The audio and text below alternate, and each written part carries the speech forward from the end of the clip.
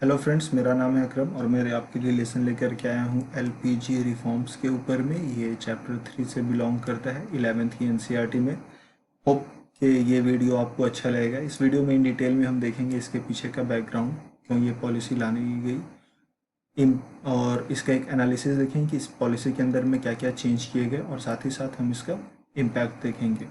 साथ ही साथ ये जो चैप्टर है ये आपके गवर्नमेंटल एग्जाम्स में भी काफ़ी ज़्यादा हेल्पफुल रहेगा। तो वो बच्चे जो इस चैनल से जुड़े हुए हैं और वो किसी एग्जाम का प्रिपरेशन कर रहे हैं, so it's for them also.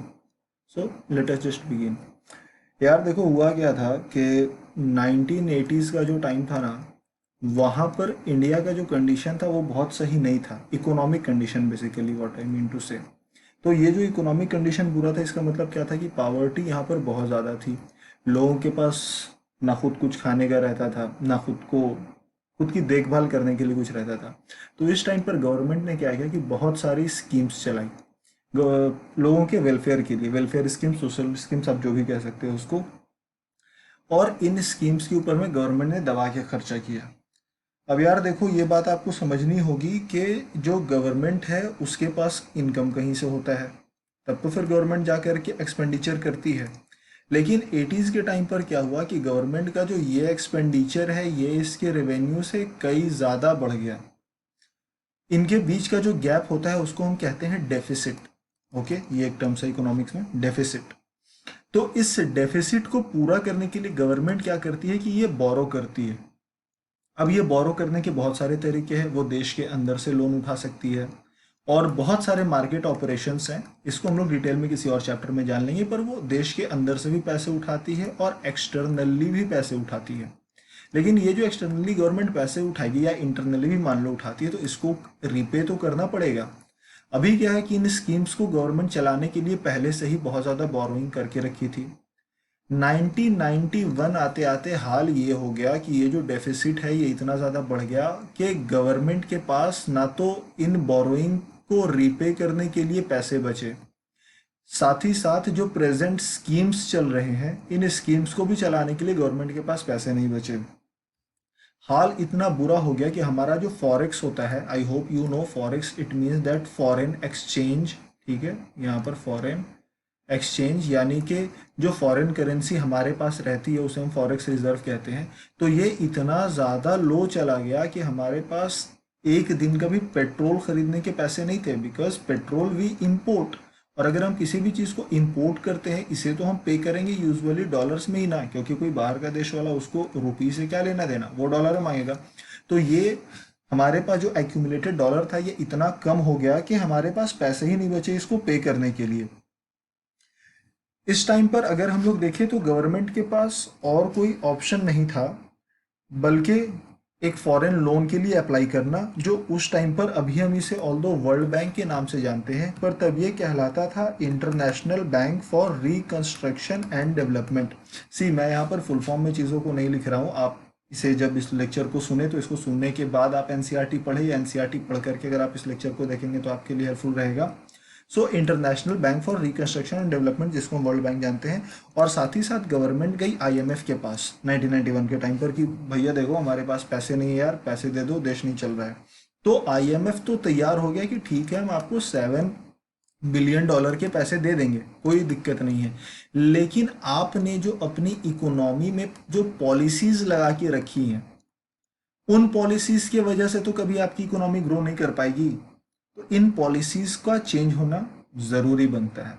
ये पॉलिसीज आपको चैप्टर 1 और चैप्टर 2 में इन डिटेल प्रोवाइड किया गया है। मैं बस आपको एक ओवरव्यू दे देता हूँ कि सी हुआ क्या था कि आज़ादी के टाइम पर है ना, हमारी जो इंडस्ट्रीज है वो काफ़ी ज़्यादा, आप ऐसा कह सकते हो, इन्फेंट स्टेज में थी। ठीक है, वो डेवलप कर रही थी। तो जब भी कोई चीज़ इन्फेंट स्टेज पर रहती है तो इसे प्रोवाइड करना पड़ता है प्रोटेक्शन। प्रोटेक्शन किससे? वायलेंट या वोलाटाइल इन्वायरमेंट से, एक ऐसा जगह जहां पर इनको खतरा मिले। अभी क्या है कि मान लो ये एक इकोनॉमी है, यहाँ पर इंडस्ट्रीज खुद से सेल्फ में डेवलप होना चाह रही हैं। अभी यहाँ पर ये जो गुड्स प्रोड्यूस करेंगी तो उनका जो प्राइस रहेगा, साथ ही उनकी जो क्वालिटी रहेगी वो उतनी ज़्यादा अच्छी नहीं रहेगी। अगर सेम टाइम पर हम बाहर से किसी सामान को यहाँ पर आने देते हैं तो वो प्राइस में भी कम रहेगा और क्वालिटी में भी सही रहेगा, तो लोग इसे ही खरीदेंगे। तो यहाँ की जो लोकल इंडस्ट्री है ये कभी डेवलप नहीं कर पाएगी। दूसरी चीज, इंडिया का उस टाइम पर जो सोशल बेस था, सोशल बेस हालांकि हमारा आज भी बहुत सही नहीं है, पर जो पुअर्स थे, जो वल्नरेबल्स थे, तो उनके लिए गवर्नमेंट ने क्या बोला कि अभी अगर हम इकोनॉमी को मार्केट डिटरमाइन बना देंगे कि यहाँ पर कैपिटलिज्म के बेसिस पर चीज़ें चलेंगी, तो ये खुद को आगे नहीं बढ़ा पाएंगे और इनका और ज़्यादा एक्सप्लॉयटेशन होगा। तो इसीलिए गवर्नमेंट ने एक सोशलिस्ट फॉर्म अपनाया। तो ये एक एब्सोल्यूट सोशलिस्ट थॉट नहीं था या सोशलिस्ट वे ऑफ इकोनॉमी नहीं थी, बट ये आप कह सकते हो कि डेमोक्रेटिक सोशलिज्म था, जहां पर गवर्नमेंट ने कुछ फर्म्स को, कुछ इंडस्ट्रीज को अपने अंदर रखा और कुछ प्राइवेट भी एग्जिस्ट करने दिए, लेकिन इस प्राइवेट के ऊपर भी गवर्नमेंट ने कंट्रोल रखा ताकि ये मन मर्जी से चीज़ों को ना चला पाए। तो ओवरऑल क्या हो रहा था कि गवर्नमेंट ऑफ जो इंडिया है वो इंडियन इकोनॉमी को पूरी तरीके से कंट्रोल करना चाह रही थी ताकि यहाँ पर किसी का एक्सप्लॉयटेशन ना हो सके और चीज़ें उस डायरेक्शन में बढ़ें जिस डायरेक्शन में गवर्नमेंट चाहती है बढ़ना। लेकिन इसका नेगेटिव इम्पैक्ट हुआ कि ग्रोथ हो ही नहीं पाया इन टोटल। एनीवे, तो आईएमएफ और वर्ल्ड बैंक ने लोन दे दिया। इंडिया अग्री करता है कि ठीक है, आपका जो कंडीशन है हम इस कंडीशन को फुलफिल करेंगे, हम अग्री करेंगे। और इंडिया ने कुछ चेंजेस लाए न्यू इकोनॉमिक पॉलिसीज से, एनईपी, इसको लेके कंफ्यूज नहीं होना, अभी न्यू एजुकेशन पॉलिसी भी आई है, so this stands for NEP 1991। NEP के अंदर में गवर्नमेंट ने जो चेंज लाया वो बेसिकली दो तरह के चेंजेस थे। आप एक कह सकते हो, एक तो आप इसे कह सकते हो स्टेबलाइजिंग मेजर, ठीक है, यानी स्टेबलाइज करने के लिए चेंज लाए, और दूसरा स्ट्रक्चरल चेंज लाए। स्टेबलाइज करने के लिए चेंज ये लाए कि उस टाइम पर 1991 के टाइम पर क्या हुआ था कि हमें जो बैलेंस ऑफ पेमेंट है, I hope you know balance of payment क्या होता है, कि एक कंट्री टोटल कितना पैसा कमा रही है, एक्सपोर्ट से कितना इनकम हो रहा है, दूसरा कि कितना पैसा इसको इंपोर्ट में देना पड़ जा रहा है यानी एक्सपेंडिचर।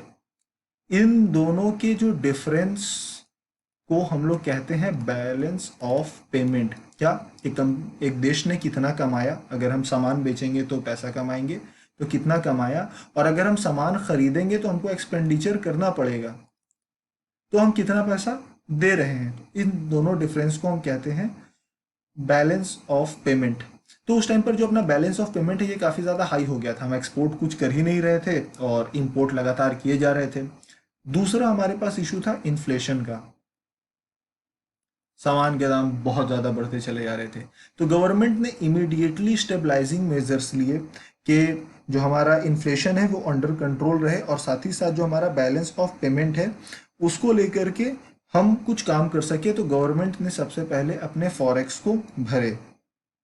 दूसरे हाथ पर अगर हम देखें तो स्ट्रक्चरल जो रिफॉर्म्स था, इन स्ट्रक्चरल रिफॉर्म्स को लेकर के गवर्नमेंट ने कुछ लॉन्ग टर्म पॉलिसीज का चेंज लाया जो कि इकोनॉमी की एफिशिएंसी को इन जनरल बढ़ाना चाह रहा था। गवर्नमेंट ने बहुत सारी पॉलिसीज लाई जो सब कैटेगराइज होता है लिबरलाइजेशन, प्राइवेटाइजेशन और ग्लोबलाइजेशन में। इनका फाइनल एम था स्ट्रक्चरल चेंज लाना इकोनॉमी के अंदर में। लिबरलाइजेशन और प्राइवेटाइजेशन अगर हम एक नज़र से देखें तो ये एक्चुअली एक चेंज होता है, और जो ग्लोबलाइजेशन है ये इनका एक आउटकम होता है। ऑलराइट, इनके वजह से ग्लोबलाइजेशन होता है। तो हम लोग देखेंगे यहाँ पर